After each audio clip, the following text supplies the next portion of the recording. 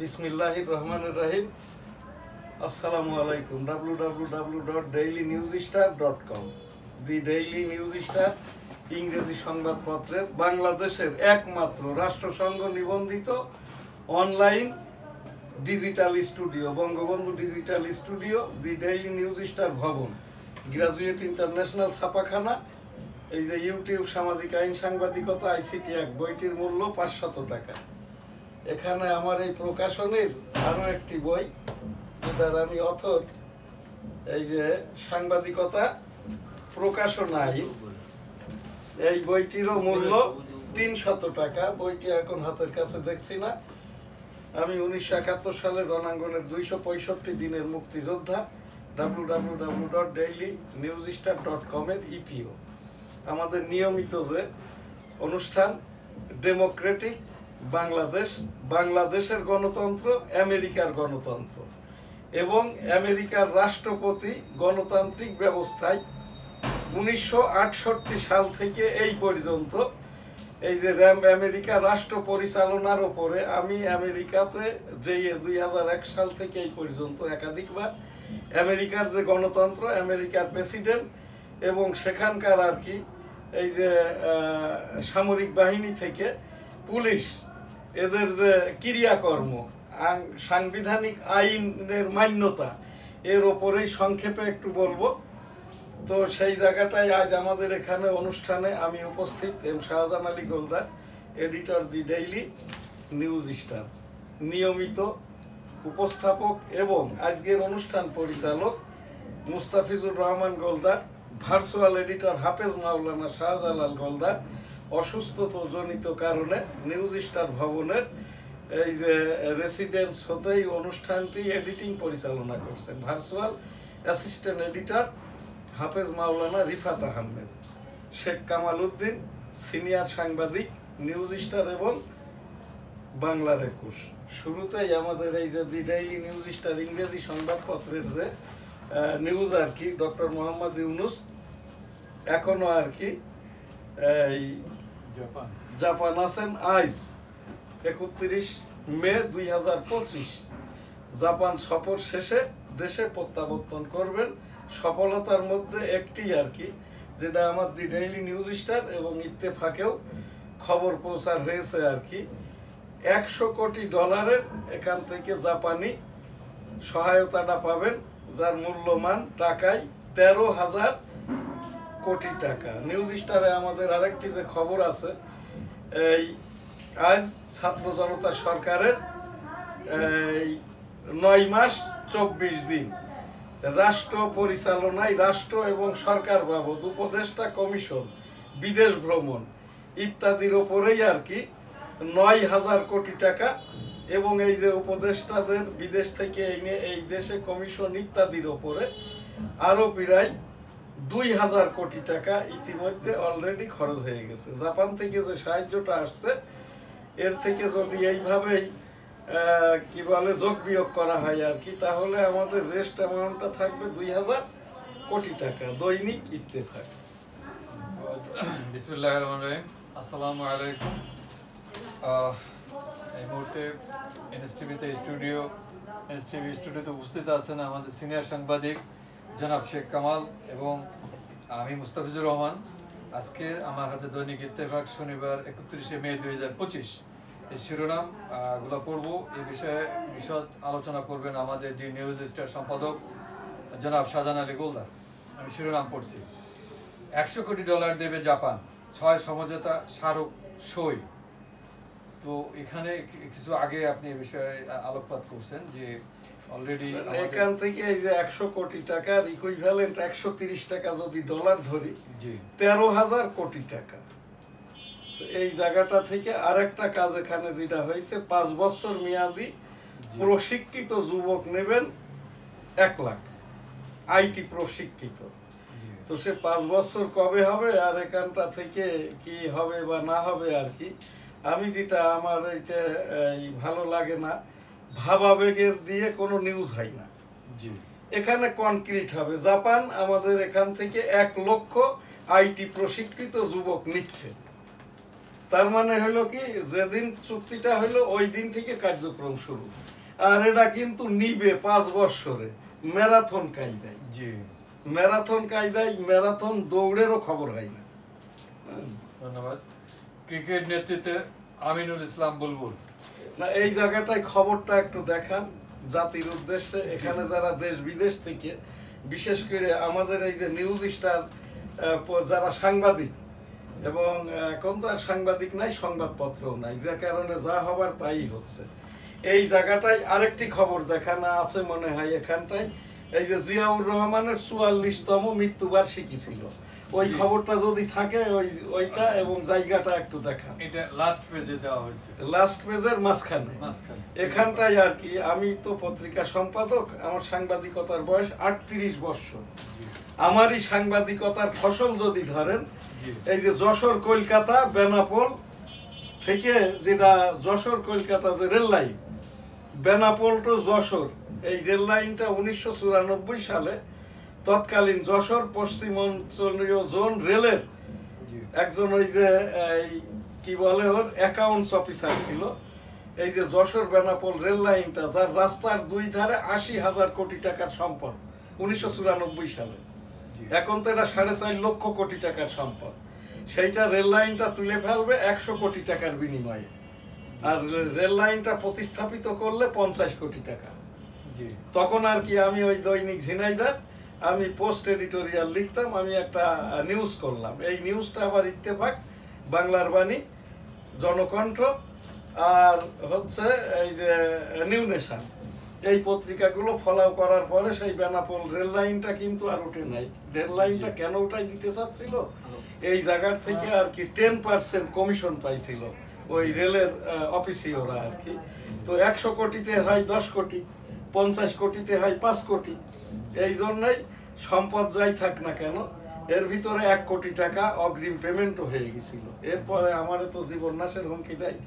এরপর যাই হোক, সেই 1998 সাল থেকে, 98 বা 96 থেকে ওই যে কমিউটার ট্রেন, মাল ট্রেন, এখন হচ্ছে বেনাপোল এক্সপ্রেস, 3 ঘন্টা 15 মিনিটের, যেটা এই এশিয়ান সাবকন্টিনেন্টের সর্বোচ্চ দ্রুত গতির লাক্সারিয়াস ট্রেন রূপসী বাংলা, যেটা কমলাপুর থেকে বেনাপোল 3 ঘন্টা 15 মিনিটে পৌঁছায়।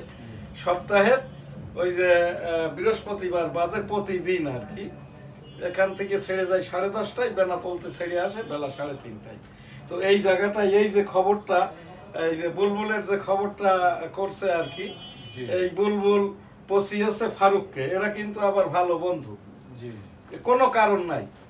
ফারুক আহমেদ যে ক্রিকেট বোর্ডের এই যে প্রেসিডেন্ট ছিল, এর কিন্তু কোনো কারণটাই নাই। ফাহিম নামে একজন পরিচালক আছে, এই ফাহিম ইতিপূর্বে অনেক ভাউচার জালিয়াতি করেছে কোটি কোটি টাকা, ওই যে সেই পাপনের আমলে আর কি। সেইটাকে ঢাকা দেওয়ার জন্যই এই ফারুক আহমেদকে সরানোর বিকল্প ছিল না। এই জায়গাটায় আসলে ফাহিমের বিরুদ্ধে বা অন্য, এই ফাহিম আবার আরো 6 জন পরিচালককেও ভাগ দিছে। এই জন্য 8 জন পরিচালকের 7 জনই অনাস্থা দিয়েছে ফারুকের উপরে। আমার এখানে যারা আমরা ক্রিকেট খেলাটা দেখি, আমি ক্রিকেট বিশ্লেষক 1986 সাল থেকে আর কি, এই যে দর্শকদের বিশ্লেষক। তো এই জায়গাটায় যখন ওই সুনীল গাভাস্কার, বিরান লারা যে 451 রান করেছে, ওই খেলাটা আমি দেখেছি 5 দিন ধরে। 4.5 দিনের মাথায় কিন্তু ওই খেলাতেই আর কি 60 ওভারে 50 রান হয়। সেই খেলাতেই বিরায়ন লারা করে 450 রান। আমি কিন্তু সেই ক্রিকেটের দর্শক। বিরায়ন লারা যখন এইটা করে তখন ছিল 1994 সাল, 450 রান দুইটা করে। তো এই জায়গাটাই আর কি, এই যে ফারুক আহমেদকে বাদ দিয়েছে, এই জায়গাটাই আমার কোশ্চেন না, আপনাদেরও যেটা প্রশ্ন, আমাদের উপস্থাপনা হচ্ছে ফারুক আহমেদের অপরাধটা কি, আর বুলবুল আহমেদের এই যে নাম আমিনুল ইসলাম বুলবুলের অধিকতর যোগ্যতাটা কি।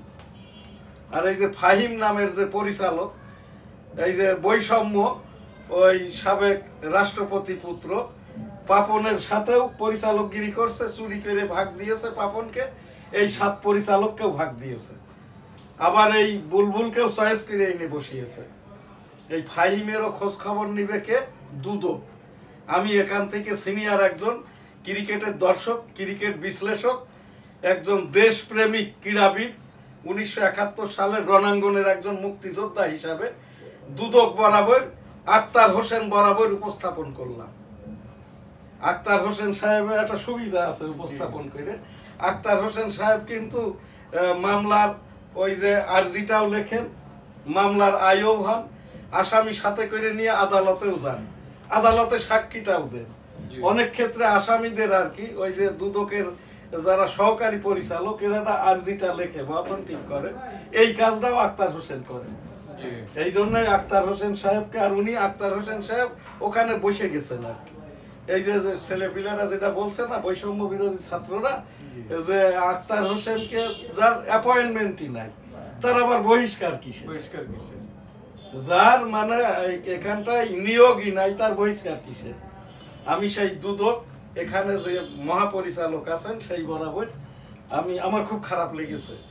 আমাদের এই দেশটা, আমরা যারা ক্রিকেট খেলা দেখি, যে ছেলেপিলেগুলো জান পরান দিয়ে ক্রিকেটটা খেলে, এদের বেতন নাই, খাবার নাই, দাবার নাই, কিচ্ছু নাই, তারপরেও আজকে ক্রিকেটটা কত দূর আগাইছে আর কি, এই জায়গাটায় আমার একটা উপস্থাপনা। ধন্যবাদ।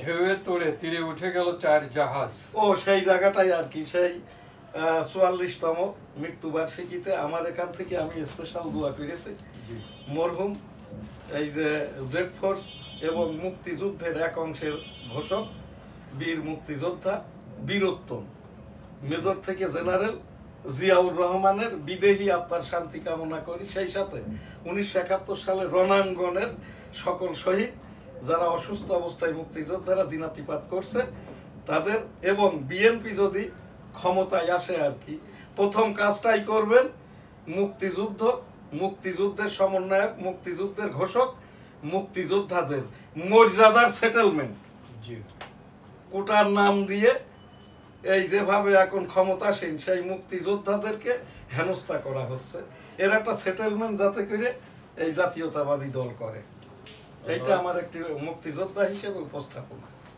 ঢেউয়ের তোড়ে তীরে উঠে গেল 4 জাহাজ। ট্রাম্পের আরোপিত শুল্ক আপাতত বহাল রাখার নির্দেশ শীর্ষ আদালতের। মার্কা বা দলের দাসত্ব আর নয়, সার্জিস। ডিসেম্বরে না হলে কখনো নির্বাচন হবে না, মির্জা আব্বাস।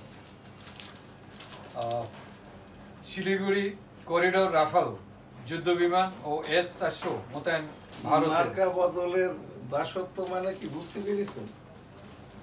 দল পরিবর্তনকারী। জি, আমি যাদেরকে বলি বাস্টার্ড পলিটিশিয়ান। জি জি জি, এইটা সব থেকে বেশি ঘটেছে খন্দকার মুস্তাক এবং এরশাদের আমলে।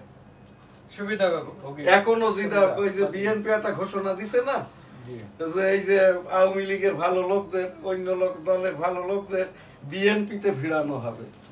আমি আওয়ামী লীগের ওপরে প্রীতি হিসেবে নয়, এইটা যদি বিএনপি করে তাহলে কিন্তু তাদের যে 32 বা 32.5% ভোট আছে, এইটার কত পার্সেন্ট লোক ভোট দিতে যাবে এইটা তখনই বুঝতে পারবে। শিলিগুড়ি করিডোরে রাফাল যুদ্ধ বিমান ও S-400 মোতায়েন ভারতে। এটা হলো আমাদের, এটা নিয়ে ভেবে লাভ নাই। এটা হচ্ছে ওই মায়ানমার, চাইনা, ওই আর সেই শিলিগুড়ি করিডোর আমাদের বুড়িমারির থেকে প্রায় 200 কিলোমিটার দূরে। তো ওইসব নিয়ে আমাদের ভাবার দরকার নাই। পরবর্তীতে ইরানকে হুঁশিয়ারি সৌদি আরবের, যুক্তরাষ্ট্রের সঙ্গে পরমাণু চুক্তি করুন। না না, এইটা কোনো কালেই সম্ভব হবে না। ইসরায়েলি হামলা, সৌদি আরবেরই উচিত হইলো আমেরিকান বুলক থেকে বেরিয়ে এসে তারা রসুল সাল্লাল্লাহু, মহানবী মুহাম্মদুর রাসূল সাল্লাল্লাহু আলাইহি ওয়াসাল্লাম 22টা দেশের যে সৌদি আরব যেভাবে পরিচালনা করতেন পাক কালাম হাদিসের আলোকে আর কি, ক্যালিফ ডেমোক্রেসি ওইভাবেই চলছে। কিছু কিছু জায়গায় ব্যত্যয় আছে, এইগুলা থেকে বেরিয়ে এসে সৌদি আরব একান্ত নিতান্ত ভাবেই আর কি আল্লাহর দেশ, আল্লাহর ঘর, বাইতুল্লাহ, মদিনা মনোয়ারা যে জায়গাটাই আর কি, এই জায়গাটাই সিম্পলি আর কি একটাই ঘোষণা, সৌদি আরব কারোর সাথে নাই। সৌদি আরব পাক কালাম, সৌদি আরবের গঠনতন্ত্র যেহেতু পাক কালাম, সংবিধান পবিত্র পাক কালাম, আমরা পাক কালামের আলোকে আল্লাহর দেশ, আল্লাহর বাণী, আল্লাহর বিধান, আল্লাহর আইন পরিপালন করি। এইটুকুই কথা। কাউরে প্রশ্নও না, জবাবেরও প্রত্যাশা না, সবকিছু পাক কালামে আছে। ধন্যবাদ। ট্রাম্পকে হত্যার হুমকি দিয়েছিল এক অভিবাসী। ও এই শেষ কথাটাই আর কি, এই সৌদি আরব কখনোই ওই যে কি বলে ইরান কখনোই আর কি ওই আমেরিকার কাছ থেকে অস্ত্রও কিনবে না, সাপোর্টটাও দিবে না। কারণ ইরানের পরম বন্ধু তো হচ্ছে রাশিয়া, চাইনা হচ্ছে মাঝামাঝি, এই জন্য এটা কখনোই সম্ভব না। ট্রাম্পকে হত্যার হুমকি দিয়েছিল এক অভিবাসী, মার্কিন স্বরাষ্ট্র মন্ত্রীর দাবি। সাইবার স্পেসে জুয়া খেলার বিজ্ঞাপন করলে 2 বছর দণ্ড, কোটি টাকা জরিমানা।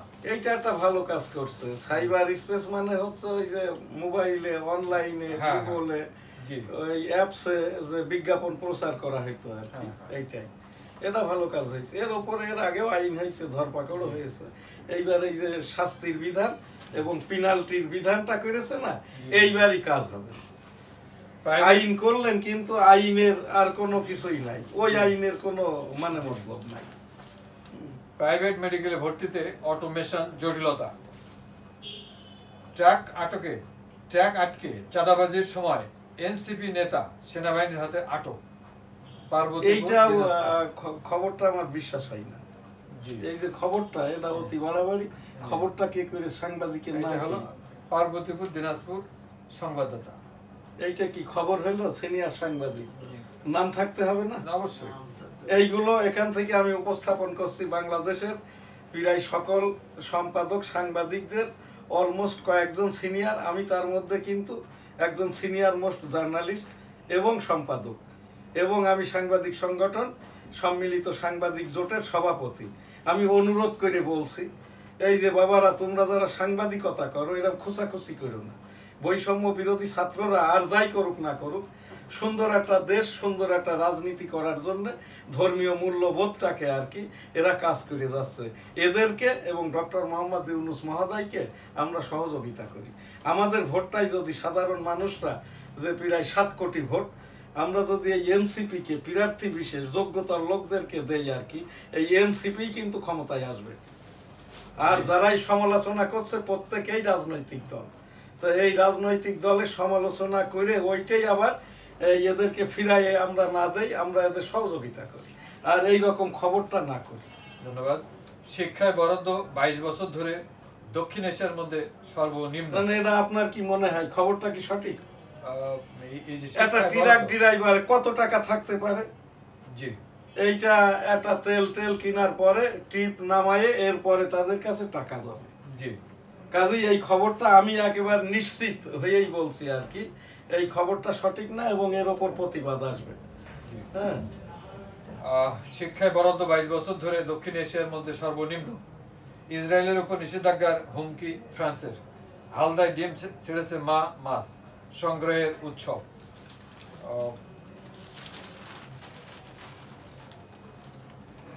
বৈরী আবহাওয়ার মধ্যে ভর্তি পরীক্ষা আজ, উৎকণ্ঠায় 5.5 লাখ ভর্তি ইচ্ছুক। আসলে বিষয়টা না এইটা এইভাবে খবর করা ঠিক হয় নাই।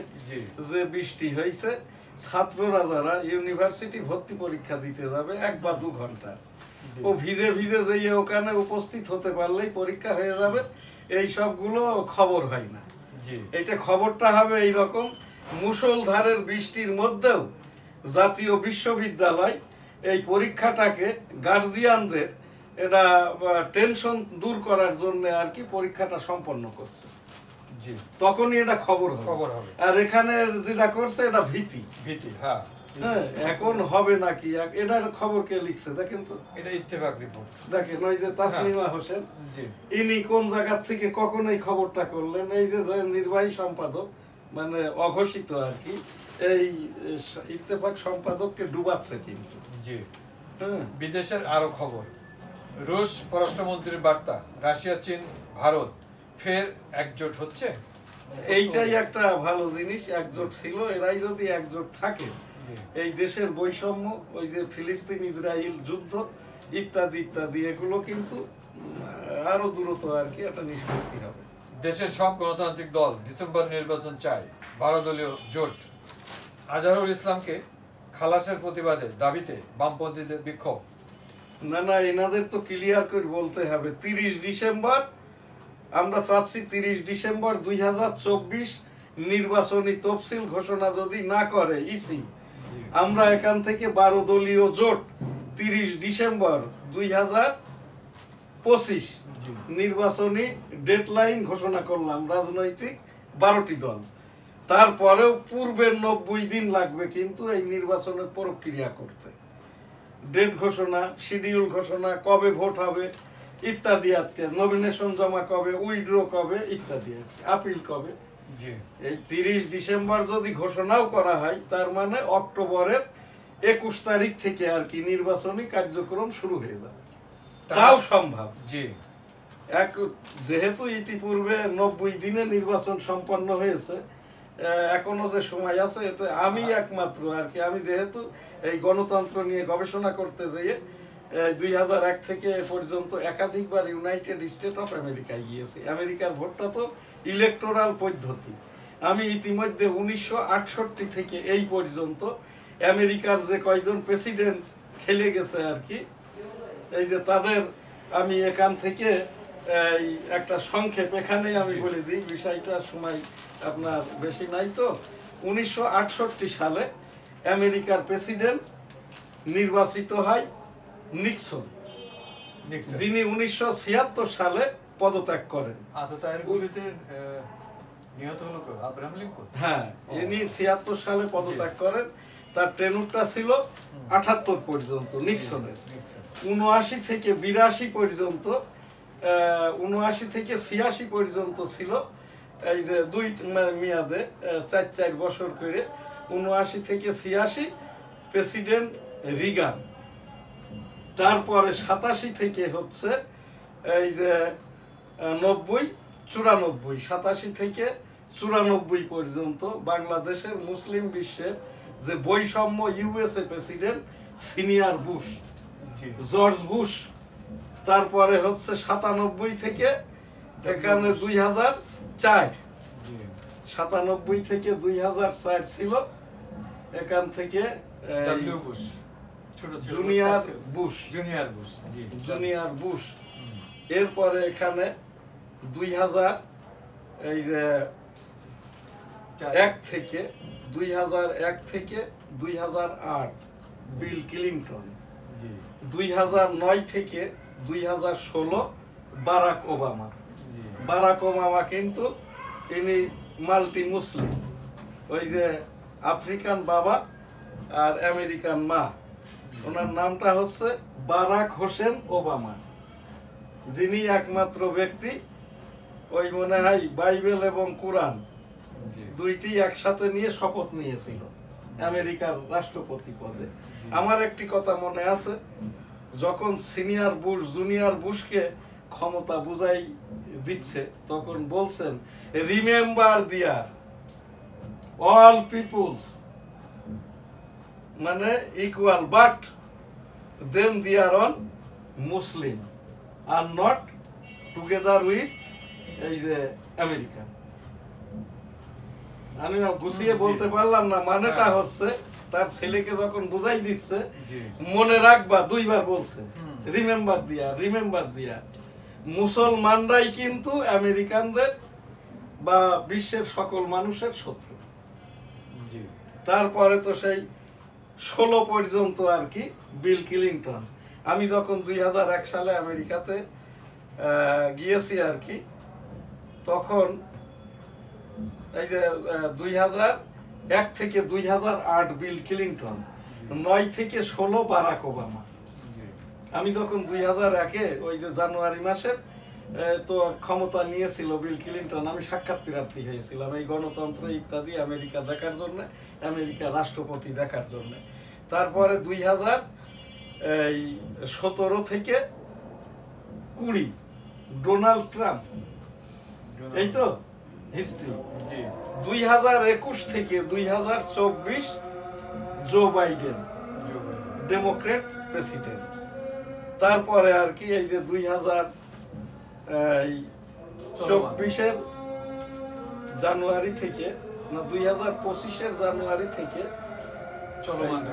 চলমান এই ডোনাল্ড ট্রাম্প আবারও দ্বিতীয় মেয়াদে, এবার তার শেষ। তো এই জায়গায় কোন খবরটা পড়ছিলেন যেন, ওই যে ইরানের যে খবর, ইরান কখনোই কিন্তু ওই চাইনা এবং রাশিয়াকে ছেড়ে ইউনাইটেড স্টেট অফ আমেরিকার দিকে যাবে না।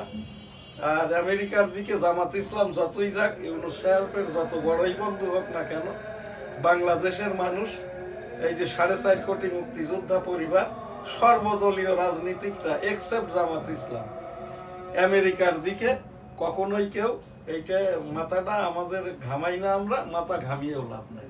কারণ এরাই নৌবহর পাঠিয়েছিল, এরাই যুদ্ধের সময় বিরোধিতা করেছিল, ইত্যাদি ইত্যাদি। ধন্যবাদ। টানা বৃষ্টিতে রাজধানীর সড়কে জলাবদ্ধতা, এই জায়গাটাই আমার সেই উপস্থাপনা, now we are under martial law. আমি যেটা এবং আমরা যেটা চাচ্ছি, আমি অনেক প্রোগ্রাম করেছি, আমাদের এই ডক্টর মোহাম্মদ ইউনূস মহোদয়ের যে অন্তর্বর্তী সরকারটা রাষ্ট্রপতি শাসিত সরকার ব্যবস্থায় যাক, ইউনূস মহোদয় রাষ্ট্রপতি হোক, আর এই উপদেষ্টা পরিষদটাকে সম্পূর্ণ রিভিউ করুন। নাহিদ ইসলামকে স্থানীয় সরকার উপদেষ্টা করে, নাহিদ ইসলামের নেতৃত্বে প্রথম স্থানীয় সরকার নির্বাচন, পরে এই যে জাতীয় সংসদ নির্বাচন। আমরা সেই শুভ দিনের অপেক্ষায় থাকলাম। ধন্যবাদ। টানা বৃষ্টিতে রাজধানীর সড়কে জলাবদ্ধতা, দুর্ভোগ, চাঁদার জন্য বিএনপি নেতার হাত পা ভেঙে দিলেন ছাত্রদল নেতা। আচ্ছা, এই জায়গাটাই দেখেন খবরটা কিভাবে লিখেছে। জি, এটাও কিন্তু বিএনপি কে পচানো, এই যে অবশ্যই। সাংবাদিককে, স্টাফ রিপোর্টার নারায়ণগঞ্জ। এইটা এই যে সিনিয়র সাংবাদিক, একটু বলেন না ভাই, এটা কি খবর হয়? বিএনপি নেতাকে পিটিয়েছে ছাত্রদল নেতা, এইটা হয়? খবর হয়? এটা একটা রাজনৈতিক দলকে অবজ্ঞা করে না? আমরা যারা রাজনীতি করি, আমরা যারা দেশপ্রেমী, আমরা যারা একটা রাজনৈতিক দলকে ভোট দেই, এইটাকে একটা দলের এটা ছাত্র নেতারা ওই দলের নেতাকে মারবে? এটা আর আবার লেখছে কি নারায়ণগঞ্জ প্রতিনিধি। নারায়ণগঞ্জ প্রতিনিধি। হ্যাঁ, এই এই জিনিসগুলো এই জিনিসগুলো আসলে হয় না আর কি। এই সাংবাদিকদের আমি আবার উপস্থাপন করছি, নাম ধাম দিয়ে অথেন্টিক করে আর কি খবরটা করবেন। তা না হলে ইত্তেফাকের এই যে এখন যে আইসিটি অ্যাক্ট হয়েছে না, এই মামলাটা হবে কিন্তু ওই এই সম্পাদকের উপর। জি, ধন্যবাদ। এই যে কি বলে আনোয়ার হোসেন মঞ্জু সাহেবের এই মিসেস এখন আর কি ইত্তেফাকের সম্পাদক আর কি। ধন্যবাদ। গণতান্ত্রিক অধিকার কমিটির প্রশ্ন, চিহ্নিত যুদ্ধাপরাধী কিভাবে নির্দোষ হতে পারে? বাজেটে এবারও চিহ্নিত যুদ্ধ অপরাধী বলতে আর কি এখান থেকে হাইকোর্ট প্রধান বিচারপতির নেতৃত্বে রিভিউ মামলার বেঞ্চ গঠন করেছে সকল বিচারক নিয়ে। তো এইটা এখানটায় এর অন্তর্বর্তীকালীন সরকারের চলমান মামলার উপরে কোনো রায় দেওয়ার ক্ষমতা কিন্তু নাই আর কি। এইটা তারা রায় দিয়েও আবার বলছে এর পরিপূর্ণতা পাবে নিয়মতান্ত্রিক সরকার আসার পর, অর্থাৎ 13তম জাতীয় সংসদ নির্বাচনের পরে যে সংসদ গঠিত হবে আর কি, তারাই এইটা এটা সঠিক মানে অ্যাকুরেট নির্ধারণ করতে পারবে। তো এইগুলো যে খবরে যেটা লিখছে, খবর আলাদা, খবরটা সঠিক আছে। ধন্যবাদ। বাজেটে এবারও কি উপকৃত থাকবে সংস্কৃতি খাত? আমাদের শিরোনামের শেষ পর্যায়ে কয়েকটা শিরোনাম বাকি, আমি পড়ছি, অল্প সময় আমাদের অল্প। চাকরির টোপ দিয়ে তরুণীদের আটকে মুক্তিপণ নিত ওরা। ওরা কারা? 1.5 কোটি টাকা সহ 5 জন গ্রেপ্তার, মূল হোতা সরকারি হাসপাতালের কর্মচারী, অপহৃত কলেজ ছাত্রী উদ্ধার। হ্যাঁ, অপহৃত কলেজ ছাত্রী, না না অপহৃত মানে যে অপহরণ করছে। যাক, ওটা হলো কোন জায়গার ঘটনা? এটা পিনাকি দাশগুপ্ত রাজধানীর বিভিন্ন আবাসিক এলাকায়। ও আচ্ছা আচ্ছা, যাই হোক। চক্ষু বিজ্ঞান হাসপাতালে 3 দিন ধরে বন্ধ চিকিৎসা সেবা। কমলাপুর হোটেলে নারী উদ্ধার, টিকটকে পরিচয়। চক্ষু হাসপাতালেই কিন্তু এখনো শতাধিক আর কি বৈষম্য বিরোধী আন্দোলনের ওই আহত ছাত্ররা কিন্তু চিকিৎসাধীন। কেউ বেডে আছে, কেউ বাসার থেকে, আর কেউ কেউ তো টাকা পয়সার অভাবে হদিসই পাচ্ছে না। অনেকগুলো এই যে চোখের অসুখ নিয়ে যারা আছে আর কি। ছেলে আওয়ামী লীগ নেতা হয়, গুড়িয়ে দেওয়া হলো বাপদাদার কবর। যাই হোক, এটা কোন ধরনের কিরা হয়েছে জানি না। এটা যারা করছে তাদের এটা তো গুনাই কম না। জি, যে দলই করুক যাই করুক না কেন এরা গুনাই করবে। মোটামুটি এই ছিল আমার কাছে আজকে। লাব্বাইক আল্লাহুম্মা লাব্বাইক, লাব্বাইক লা শারীকা লাক লাব্বাইক, ইন্নাল হামদা ওয়ান নি'মাতা লাকাল মুলক লা শারীকা লাক। রব্বুল আলামিন পাক পরওয়ারদিগার বিশ্বের সকল মানুষকে একবার করে হজ উমরা করার তৌফিক দান করুন, আমিন।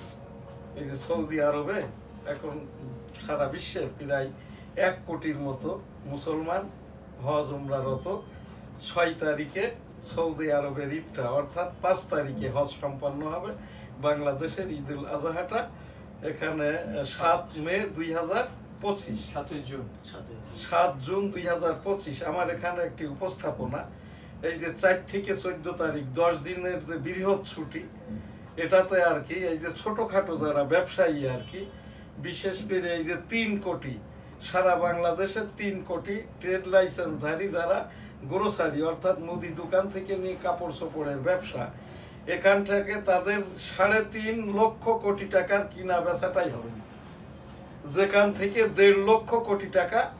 এই যে এটা আমি গত ঈদের খবর থেকেই বলছি বা গত বছরের ঈদের খবর থেকেই, এই যে 3 লক্ষ কোটি টাকা মানে ট্রেড লাইসেন্সের বিপরীতে যে ব্যবসাটা হয়, তার থেকে এই ছোটখাটো পেটি ব্যবসায়ীরা 1.5 লক্ষ কোটি টাকা লাভ করত, যেটা দিয়ে তাদের ঈদটা পালন করত, আত্মীয় স্বজনকে দিত, কোরবানি করত। এইটাই দীর্ঘ ছুটি হওয়ার কারণে এবং রাষ্ট্র এখান থেকে বৈদেশিক ব্যবসা আমদানি রপ্তানি ইত্যাদির কারণে এখান থেকেও প্রায় 40,000 কোটি টাকার এই যে রয়্যাল রেভিনিউ রাজস্ব হারাবে। জি জি, এই জায়গাটায় গাড়ি ঘোড়াই আর কি এখান থেকে একটা হবে কি ওই কিছু আর কি এই তেল মোবিল ডিজেল এইগুলো সাশ্রয় হবে, ঢাকার কিছু গ্যাস সাশ্রয় হবে, তার পরিমাণ কয়েক হাজার কোটি টাকা। তা লক্ষ কোটি টাকার জায়গায় 1000 কোটি টাকা তো এটা কিছু না।